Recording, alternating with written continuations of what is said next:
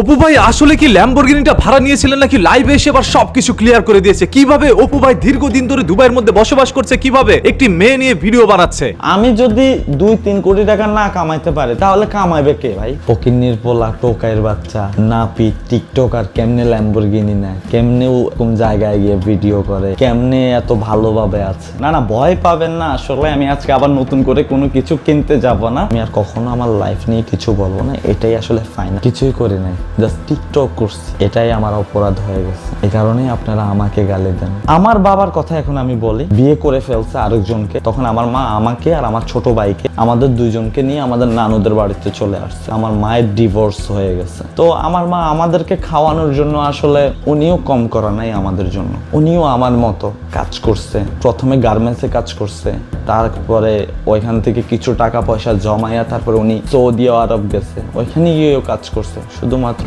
তার 2টা ছেলে আছে, ওই 2টা ছেলেকে খাওয়ানোর জন্য 2 মুঠো ভাত, আর কিছু না। আমার লাইফটা এতটা ইজি না যতটা আপনারা দেখতেছেন। ছেলে আজকে ল্যাম্বরগিনি নিছে, ছেলে আজকে দুবাই গিয়ে ঘুরতেছে, এই ছেলে আজকে টিকটক করতো, ছাপড়ি টোকাই। এই ছেলেটা ল্যাম্বরগিনি কিভাবে নেয়? ছেলে মেয়ে নিয়ে ঘুরতেছে। আসলে আমি জানি না এটার জন্য। প্লিজ আমার ফ্যামিলিকে আপনারা দোষারোপ করবেন না, এটার দোষ একমাত্র আমার। আমি আসলে এগুলা করতেছি। এই যে আমি ল্যাম্বরগিনি নিছি, এটা এত ইজি হয়ে গেছে, এত ইজি মনে হচ্ছে আপনাদের এখন যে এত ইজিতে এটা চলে আসছে। কাজ করছি ভাই, কাজ করছি, 2 টাকা করে জমাইছি।